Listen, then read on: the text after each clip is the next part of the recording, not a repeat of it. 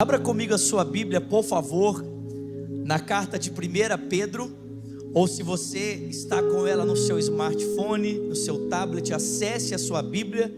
E caso você não tenha Bíblia para abrir ou para acessar no seu telefone, não tem problema, você pode acompanhar a leitura comigo aqui no telão, amém? Primeira carta de Pedro, capítulo 1, do versículo 1 ao versículo 9, nós lemos o seguinte: Pedro, apóstolo de Jesus Cristo, aos eleitos de Deus, peregrinos, dispersos no Ponto, na Galácia, na Capadócia, na província da Ásia e na Bitínia, escolhidos de acordo com o pré-conhecimento de Deus, pela obra santificadora do Espírito, para a obediência a Jesus Cristo e a aspersão do seu sangue, graça e paz lhes sejam multiplicadas. Bendito seja o Deus e Pai do nosso Senhor Jesus Cristo.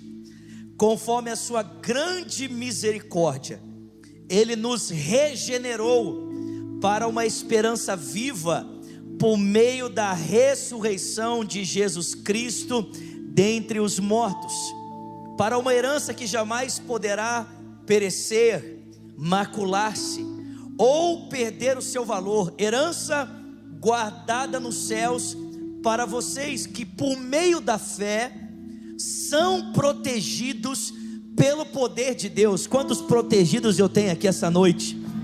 Até chegar à salvação prestes a ser revelada no último tempo. Nisso vocês exultam, ainda que agora, por um pouco de tempo, devam ser entristecidos por todo tipo de provação. Olha, assim acontece para que fique comprovado que a fé que vocês têm, muito mais valiosa do que o ouro que perece, mesmo que refinada pelo fogo, é genuína e resultará em louvor, glória e honra quando Jesus Cristo for revelado. Alguém pode dar uma glória a Deus? Mesmo não tendo visto, vocês o amam, e apesar de não o verem agora, creem nele e exultam com alegria indizível e gloriosa, porque vocês estão alcançando o alvo da sua fé, a salvação das suas almas. Você pode dar glória a Deus por isso? Agora venha comigo, por favor, para o capítulo 2, 1 de Pedro, capítulo 2, a partir do versículo de número 12. 1 de Pedro, capítulo 2, versículo 12 diz: vivam entre os pagãos de maneira exemplar, para que mesmo que eles os acusem de praticar o mal, observem as boas obras que vocês estão praticando e glorifiquem a Deus no dia da intervenção dele. Por causa do Senhor, sujeitem-se a toda a autoridade constituída entre os homens, seja ao rei como autoridade suprema, aos governantes como por ele foram enviados para punir os que praticam o mal e honrar os que praticam o bem, porque é da vontade de Deus que, praticando o que é certo, o que é bom, vocês silenciem a ignorância dos insensatos. Vivam como pessoas livres, mas não usem a liberdade como uma desculpa para fazer o mal. Vivam como servos de Deus. Tratem a todos com o devido respeito, amem os irmãos, temam a Deus e honrem ao rei. Escravos ou empregados, sujeitem-se aos seus senhores com todo respeito, não apenas aos bons e amáveis, mas também aos maus. Porque é louvável que, por motivo de sua consciência para com Deus, alguém suporte aflições sofrendo injustamente. Vou ler novamente, amém? Porque é louvável que, por motivo de sua consciência para com Deus, alguém suporte aflições sofrendo injustamente. Versículo 20: pois que vantagem há você suportar açoites recebidos quando você pratica o que é mal? Mas se vocês suportam o sofrimento por terem feito o bem, isso é louvável diante de Deus. Não ouvi, né? Quer dizer, eu ouvi um amém aqui, um aleluia ali atrás. Vou repetir, amém? Porque é louvável que por motivo de sua consciência para com Deus, alguém suporte aflições. Amém, meus irmãos? Alguém suporte o sofrimento por estar fazendo a vontade de Deus. Se vocês suportam o sofrimento por terem feito bem, isso é louvável para Deus. Para isso vocês foram chamados, pois Cristo também sofreu no lugar de vocês, deixando o exemplo para que vocês sigam os seus passos. Ele não cometeu pecado algum e nenhum engano foi encontrado em sua boca. Quando insultado, não revidava. Quando sofria, não fazia ameaças, mas entregava-se àquele que julga com justiça. Ele mesmo levou em seu corpo os nossos pecados sobre o madeiro, a fim de que morrêssemos para os pecados e vivêssemos para a justiça.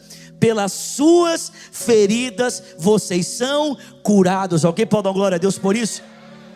Vocês eram como ovelhas desgarradas, mas agora se converteram ao pastor e bispo das suas almas. Vamos orar? Pai Celestial, fala conosco essa noite, queremos ouvir a tua voz. Dá-nos olhos para ver, ouvidos para ouvir e um coração sensível para receber cada palavra que o teu Espírito deseja falar ao nosso coração. Ao pregador dessa noite, conceda-lhe graça, Senhor, para que no abrir da sua boca somente a palavra do Senhor seja ouvida e nenhuma outra. É o que nós pedimos e agradecemos em o nome de Jesus. E quem crê, diga. Meus irmãos, nós começamos nesse mês a falarmos sobre um tema muito importante: censura não. Como deve ser o posicionamento de um cristão quando ele lida com uma cultura à sua volta que é contrária, que é avessa aos valores da sua fé. E nessa noite eu quero seguir meditando com você sobre esse tema, falando a respeito desse texto de 1 Pedro, que eu chamei, essa mensagem eu chamei de ainda estamos de pé, ou estamos de pé. Diga para quem está do seu lado, estamos de pé. Chacoalha ele, diga para ele, estamos de pé. Gente, vamos aplaudir o pessoal da arte, por favor. Não vamos aplaudir o pessoal da mídia da igreja, porque, gente, pelo amor de Deus, é uma arte mais maravilhosa do que a outra. Dá uma olhada nas laterais, nas telas laterais. Gente, muito maravilhoso. Amém? Muito maravilhoso. Você pode me ajudar a honrar mais uma vez cada voluntário? Vamos aplaudir os voluntários da igreja. Todos os voluntários, vamos aplaudir forte, por favor. Da diaconia, da intercessão, do stage, o pessoal da mídia. Gente, muito obrigado. Fazer igreja sem vocês seria impossível. Amém, queridos? Olha só, essa carta foi escrita exatamente em um contexto como esse, porque você sabe pelo livro de Atos que quando a igreja começou a sofrer algum tipo de perseguição, em primeiro lugar essa perseguição era uma perseguição religiosa. No princípio, a fé cristã, a fé que eu e você professamos, era considerada uma heresia do judaísmo. O judaísmo da época de Jesus, ele tinha várias ramificações. E quando então Jesus começou a andar pelas ruas de Jerusalém dizendo que ele era o Messias, então os judeus passaram a interpretar esse movimento como um movimento errado, um movimento herético. E os seguidores de Jesus então receberam esse rótulo, esse título. Eles são os hereges do chamado caminho, são aqueles que seguem um tal de Jesus. E então, como o judaísmo do tempo de Jesus considerava o cristianismo uma heresia, uma falsa interpretação dos valores e da tradição judaica, então os cristãos começaram a sofrer perseguição religiosa. Nós vemos isso claramente ali no livro de Atos, principalmente retratado para nós ali na história de um homem chamado Saulo de Tarso.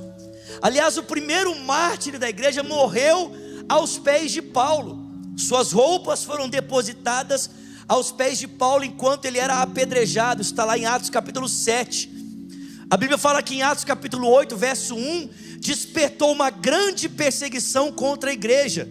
E o principal expoente dessa perseguição era um jovem chamado Saulo de Tarso. Uma grande figura daquela época, um rabino que era bem considerado dentro da comunidade judaica, ainda tentou de alguma forma minimizar essa violência contra os cristãos. E em uma reunião com a liderança religiosa dentro do judaísmo, esse homem chamado Gamaliel disse: olha gente, vocês estão aí agindo com muita violência, muita pressão contra esse movimento, mas há um problema nisso. Se esse movimento for de Deus, nós não estamos nos opondo a homens, nós estamos nos opondo ao próprio Deus. Então seria mais sensato esperar um pouco mais de tempo para ver o que acontece. Afinal de contas, outros movimentos há pouco tempo atrás se levantaram defendendo o seu messianismo, mas eles acabaram. Vocês lembram do Teudas? Lembram do Simão Barjonas? E ele vai citando alguns nomes, ele fala: pois é, essas rebeliões terminaram e não tem mais nada. Mas esse movimento de Jesus, nós não sabemos onde ele vai parar. E se ele estiver sendo respaldado por Deus, nós estamos nos opondo ao próprio Deus. Mas irmãos, é verdade que esse conselho que foi trazido pelo Gamaliel, ele foi ignorado. E a igreja então foi perseguida de forma violenta pelo movimento religioso judaico, para que de alguma forma ela então fosse silenciada. Quando os romanos olhavam para esse tipo de situação, eles pouco se importavam.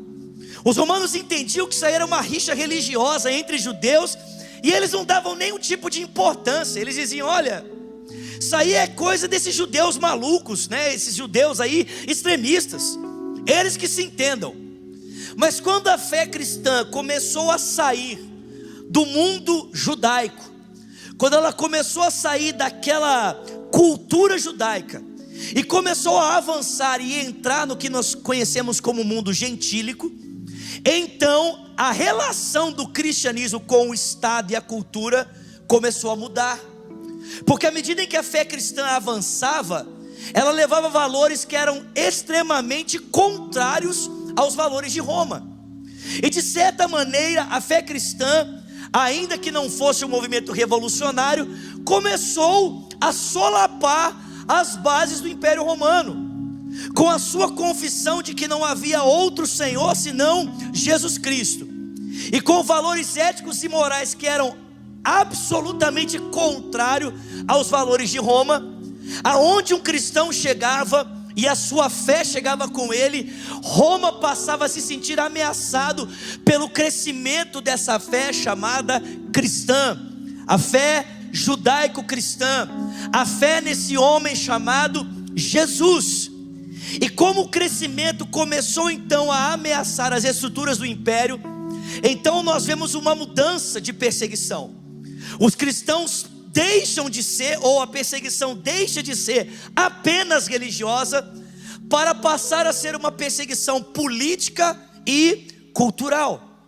O Estado passa a se voltar contra a igreja, e o Estado então, a política e a cultura vão de todas as formas usar as suas ferramentas, como a força, o exército, a política, vão usar todas essas ferramentas para de alguma forma calar a igreja, cercear a igreja, impedir a igreja de se expressar no ambiente público. Porque preste atenção, irmãos, o problema para os romanos não era os cristãos professarem a sua fé no ambiente privado.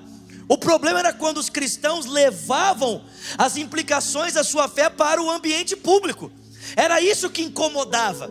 Não tinha problema quando um cristão estava lá no quarto dele, ou dentro de uma casa fazendo o seu culto. Isso não incomodava o império. Mas quando um cristão levava as implicações da sua fé para o ambiente público, isso incomodava profundamente a política e a cultura romana. E é por isso que a perseguição deixou de ser apenas religiosa para se tornar uma perseguição de Estado, uma perseguição de cultura. É exatamente num contexto como esse de transição que Pedro escreve essa carta. Pedro diz que esses irmãos estão dispersos. Uma outra palavra que poderia ser: eles estão fugindo. E a pergunta é: por que esses irmãos estão fugindo das cidades em que eles moravam? Porque se tornou inviável permanecer ali por causa da sua saúde emocional, sua saúde física, sua saúde espiritual. Esses lugares citados por Pedro aqui se tornaram focos de grande e intensa perseguição. E como estava extremamente desconfortável para esses cristãos viverem nesse contexto, eles começaram a fugir. E Pedro então vai escrever essa carta para ajudar esses irmãos a aprenderem princípios que possa levá-los a se relacionar de forma cristã com a cultura vigente do seu tempo. O desejo de Pedro é encorajá-los, fortalecê-los, mas também ajudá-los a se posicionar de maneira cristã com o mundo em que eles estão inseridos. Irmãos, basicamente eu e você estamos vivendo um momento exatamente como esse, em que a fé cristã em todo o mundo, no contexto de América, no contexto de Brasil, ela está deixando de experimentar uma perseguição de cunho religioso para passar a experimentar uma perseguição de cunho político-cultural. Se você aqui já é mais velho de fé cristã, se você já tem muitos anos de caminhada com Jesus, talvez você se lembre de um tempo que quando um cristão saía no domingo com a Bíblia debaixo do braço para ir para a igreja, e ele passava em algum ambiente público, ele era ridicularizado por pessoas de outros credos. O pessoal dizia assim: lá vai o crente, olha o crentinho aí, ó, é o crente da bunda quente. Quem lembra disso aqui? Olha o crentinho aí. Quando você fazia parte de uma outra crença religiosa, né, que normalmente era uma crença quase que predominante na família, e você dizia assim: olha, agora eu virei crente, a família te ignorava. Eu conheço uma menina que ela foi expulsa de casa pelos pais, porque a família tinha uma tradição religiosa. E essa moça, quando se tornou cristã, e eu estou falando de Brasil, amém, gente? Eu não estou falando de Oriente Médio, estou falando de Brasil. Essa moça foi expulsa de casa com poucos anos na sua adolescência pelo seu pai, porque havia se convertido ao cristianismo. Há muitos anos atrás, o desconforto que um cristão sentia no ambiente público tinha muito a ver com a espiritualidade, com a religião. Só que com o passar do tempo, devido ao avanço e ao crescimento da fé protestante, a fé cristã de segmento protestante, essas diferenças elas foram diminuindo. E o que acontece hoje é que nós estamos vivendo uma transição, onde já não somos mais perseguidos por pessoas de credos ou religiões diferentes. Vivemos um tempo em que o Estado e a cultura em que vivemos se volta contra a fé cristã. Por quê?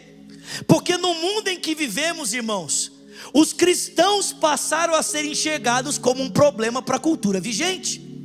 Como no tempo de Pedro, hoje, se você perguntar para uma pessoa que é radical nos seus princípios e valores, que é totalmente contrário aos valores da fé cristã, essa pessoa vai dizer para você: não, os crentes são um problema do mundo.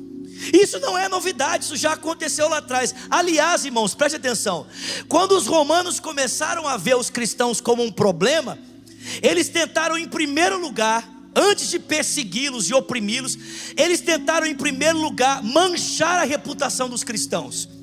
De que forma? Levantando narrativas mentirosas. Vocês estão comigo aqui?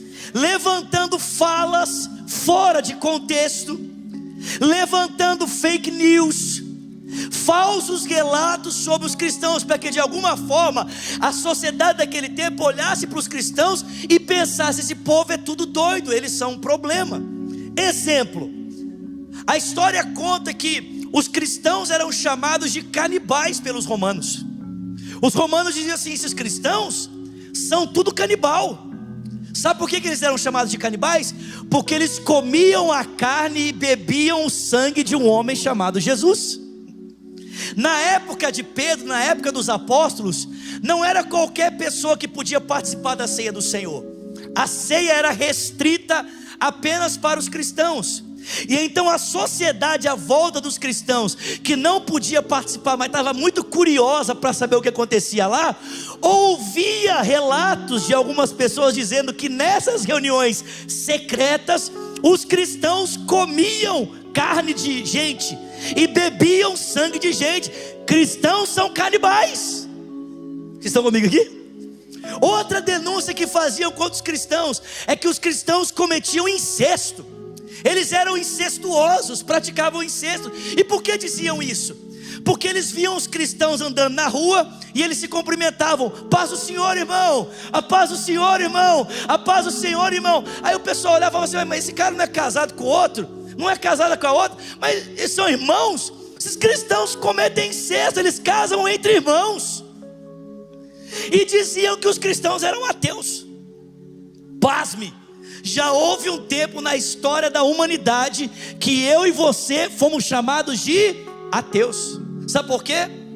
Porque numa cultura em que os deuses eram representados por imagens, os cristãos diziam que o seu Deus, apesar de ser vivo e verdadeiro, era invisível. Não havia imagem suficiente para representá-lo. Na verdade, a única imagem que poderia representar o verdadeiro Deus é aquela que Ele criou. E Ele criou o homem à sua imagem e semelhança. Na verdade, o seu próprio Filho se tornou um ser humano e habitou entre nós. E nós vimos a sua glória, a glória como do unigênito de Deus. Mas perceba, descontentes com o crescimento e a prática de vida dos cristãos, era mais fácil de alguma forma tentar manchar sua reputação dizendo: são canibais, são incestuosos, são ateus. Só que, irmão, presta atenção: quanto mais fake news, quanto mais narrativas mentirosas eram levantadas contra os cristãos, mais o mundo daquele tempo ficava curioso a respeito deles, e mais a fé cristã crescia para a glória de Deus. Você pode dar glória a Deus por isso aqui? Não é diferente do que acontece hoje. As pessoas dizem: esses cristãos são doidos, esses cristãos são malucos, tiram falas de contexto, levantam falsas narrativas sobre nós. Mas, irmãos, toda essa curiosidade, essa avalanche de cultura contra nós, resulta em curiosidade por aqueles que têm fome e sede de Deus.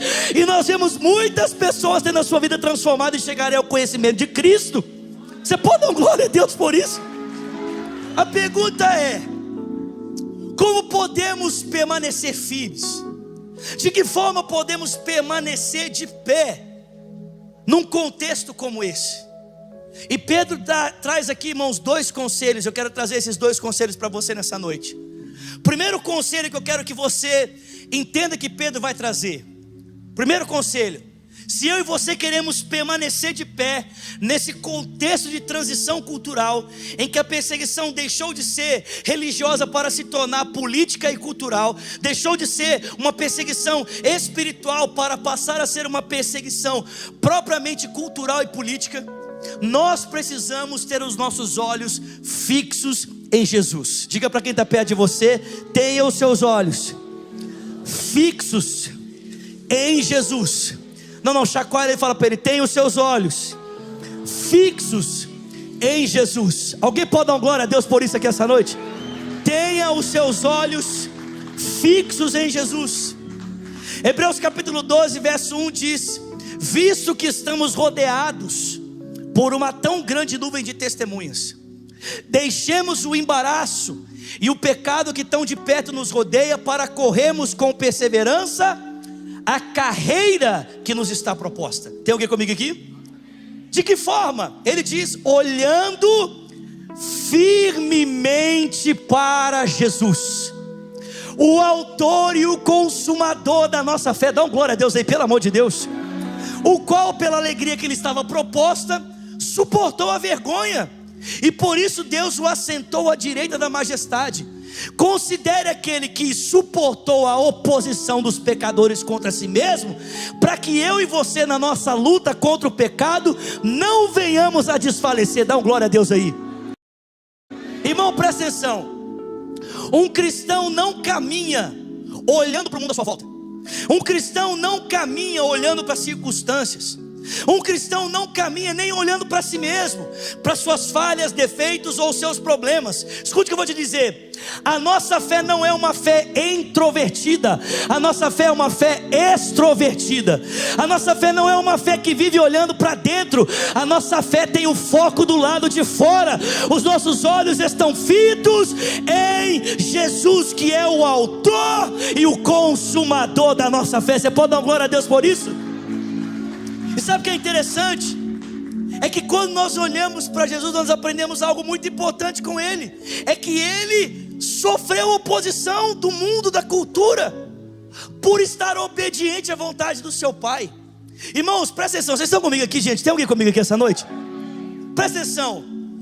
No Evangelho de Mateus, capítulo 3, a partir do verso 16, a Bíblia mostra claramente para mim e para você qual era a palavra que norteava toda a decisão de Jesus. Ele ouviu o Pai dizer a seu respeito: tu és o meu Filho amado em quem tenho todo o meu prazer.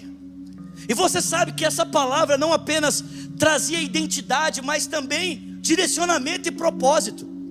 Essa palavra está calcada nas palavras do profeta Isaías e marcam a missão de Jesus. Ele é o ungido para entregar a sua vida, para morrer em prol do propósito de Deus. Irmãos, preste atenção, porque Jesus vivia toda a vida dele baseado nessa palavra. Ele não foi entendido pelo sistema político, ele não foi entendido pelo sistema cultural, ele não foi entendido pelo sistema religioso. Irmão, presta atenção, nem pelos seus discípulos muitas vezes ele era entendido. O Pedro, ao ouvir Jesus dizendo: eu tenho que ir para Jerusalém, falou: tenha misericórdia de ti mesmo, Senhor.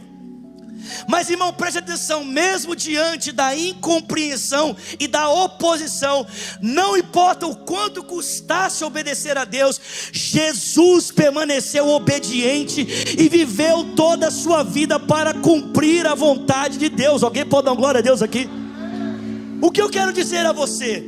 O que eu quero dizer a você é o que Jesus já te disse. Em João 16:33 ele disse: tenho-vos dito essas coisas para que tenhais paz. No mundo tereis aflições. Em João 15 ele disse: saibam de uma coisa, se o mundo vos odeia, é porque primeiro me odiou. Irmão, essa palavra ódio é forte, sim ou não? Fala comigo, ódio.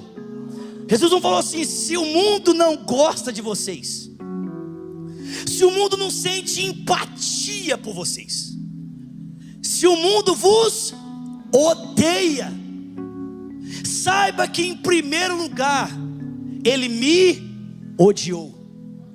Um cristão anda olhando para Jesus. Guarde essa frase com você essa noite. A sua fé não é uma fé introvertida, a sua fé é uma fé extrovertida. Nós não andamos encurvados dentro de nós mesmos, nós andamos olhando para fora, porque à nossa frente está o autor e o consumador da nossa fé, Jesus. Esse é o primeiro conselho: olhe para Jesus. Segundo conselho que o Pedro vai trazer aqui. Primeiro conselho, Jesus. Segundo, tenha uma fé genuína. Não ouvi um glória a Deus, amém?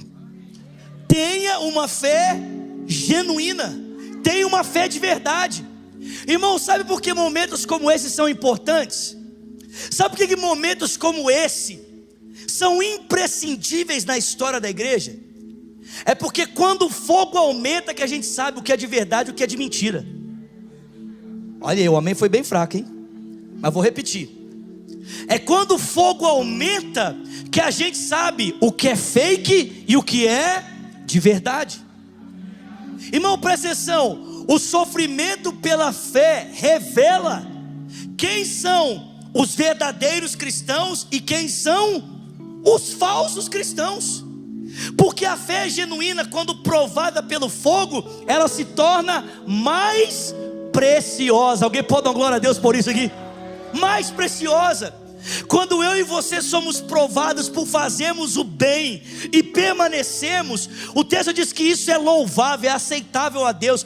Deus fica feliz, afinal de contas o filho dele também sofreu injustamente. Quando eu e você sofremos por obedecermos a Deus, Deus vê Cristo sendo formado em nós. Mas, irmão, presta atenção, quando a fé é falsa, ela é fake, e ela passa pelo fogo da provação, sabe o que sai do outro lado? Nada. não sai nada. A fé desaparece. É por isso, irmãos, que muitas pessoas, infelizmente, querem acomodar a mensagem do Evangelho aos padrões da cultura vigente. Por quê? Porque não querem sofrer o fogo da provação, o fogo da perseguição. Porque afinal de contas é mais fácil acomodar a mensagem para que ela seja aceitável ao mundo, do que permanecer fiel ao verdadeiro Evangelho e sofrer algum tipo de desconforto por causa dele. Eu estou mais disposto a abrir mão da verdade em prol do meu conforto, do que permanecer com a verdade mesmo que ela custe o meu conforto, mesmo que ela custe a minha estabilidade, mesmo que ela custe a minha saúde, a minha saúde de vida como um todo. Irmãos, preste atenção, cristãos genuínos precisam aparecer nesse momento. Alguém está comigo aqui? Diga glória a Deus. Quando Esther estava lá no palácio, gente, isso aqui é muito forte, vou falar isso aqui, vou caminhar para o encerramento. Quando Esther estava lá no palácio, você sabe a história da Esther, né? Uma jovem muito bonita, ganhou o concurso de Miss Universo da sua época. Era tipo a minha esposa, Virgínia, a Esther. Muito bonita, concurso de Miss, aleluia. Hoje eu fiz o meu filme meio... Aleluia, Jesus já garantiu mais tarde, Deus é louvado. Presta atenção, irmão. Quando a Esther ganhou o concurso de Miss Universo, ela adquiriu um monte de privilégio. Foi lá para a corte do rei Assuero, era banho de sais minerais e perfume caríssimo e toda aquela coisa. Só que o texto bíblico diz que no meio daquele conforto todo, surge uma revolta política e cultural contra os judeus. E a Esther tinha duas escolhas. Primeira escolha dela, usar a posição que ela tinha para lutar pelo seu povo, mesmo que isso custasse a sua vida. Porque entrar na presença do rei sem autorização podia significar a sua morte. Então ela podia, em primeiro lugar, lutar pelo seu povo, correndo risco de vida. Segundo lugar, ela podia lutar por ele, esquecendo o seu povo e aproveitar o conforto. Aí ela encontra com o tio dela, o Mardoqueu. Vocês estão comigo aqui? Pelo amor de Deus, tem alguém comigo aqui essa noite? Ela encontra com o tio dela, o Mardoqueu, e o Mardoqueu fala uma frase para ela, meu irmão. E é essa frase que eu quero trazer para você essa noite. Quando ela se encontra com o Mardoqueu, Mardoqueu olha para ela e fala assim: Esther, não é para um momento como esse que você está onde você está. Esther, não é para um momento como esse que você ganhou o que você ganhou. Não é para um momento como esse que você tem a posição que você tem. Esther, presta atenção, se você se calar, Deus vai levantar livramento de outro lugar, mas você vai padecer. Mas Deus pode usar a sua boca para fazer diferença nesse tempo. Afinal de contas, Esther, você só está onde está para que o propósito de Deus seja cumprido. Então glória a Deus aí, pelo amor de Deus. Eu digo para você nessa noite, você só está onde está por causa de um propósito. Você só está onde está porque Deus tem alguma coisa para fazer. A criação aguarda com expectativa a manifestação dos filhos de Deus. Meu irmão, Deus quer que eu e você tenhamos uma fé genuína, verdadeira, íntegra para esse tempo. Mesmo que ela passe pelo fogo da provação, não tem problema. Mais preciosa do que o ouro puro, o ouro refinado, ela vai permanecer para que Deus continue sendo glorificado. Alguém crê nisso aqui, pelo amor de Deus? Tenha uma fé autêntica, tenha uma fé genuína, tenha uma fé verdadeira.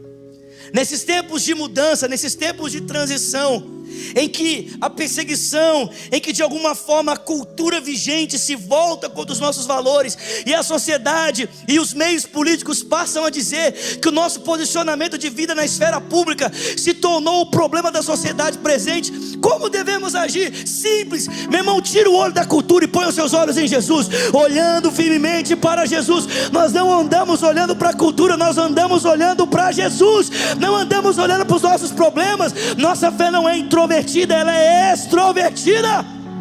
Segundo, temos uma fé de verdade, uma fé que não vai desaparecer, não vai se perder, porque o nosso cristianismo não é um cristianismo fake, amém, meu irmão? Diga para quem está do seu lado: a sua fé não é made in China. Alguém pode dar uma glória a Deus por isso aqui? Chacoalha ele, fala para ele: meu filho, a sua fé não é made in China. Fala para ele: a sua fé é made in céu, é made in heaven, é made no Cordeiro de Deus, é made no Espírito Santo. Alguém pode dar o glória a Deus? Fica de pé no seu lugar em nome de Jesus. Nossa fé é feita na eternidade, meu filho. Nossa fé é feita na glória. Não é made Vietnã, não, nem na China, amém? Nem Bangladesh.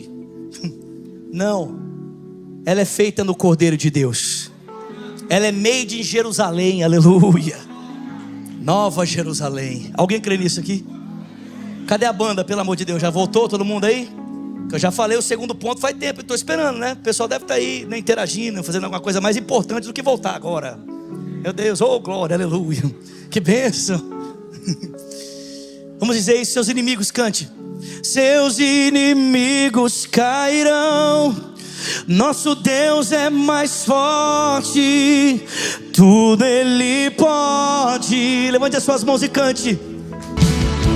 Os seus inimigos cairão, o nosso Deus é mais forte, tudo Ele pode. Mais alto nome não há, O mais alto nome não há. Jesus é grandioso, tudo Ele pode. seus inimigos cairão, seus inimigos. Seus inimigos cairão, nosso Deus é mais forte, Tudo Ele pode. tudo Ele Mais alto pode. nome não há. Mais alto nome não há. Jesus é grandioso, tudo Ele pode. Confiando em nosso Deus E em seu eterno amor, e em seu eterno amor,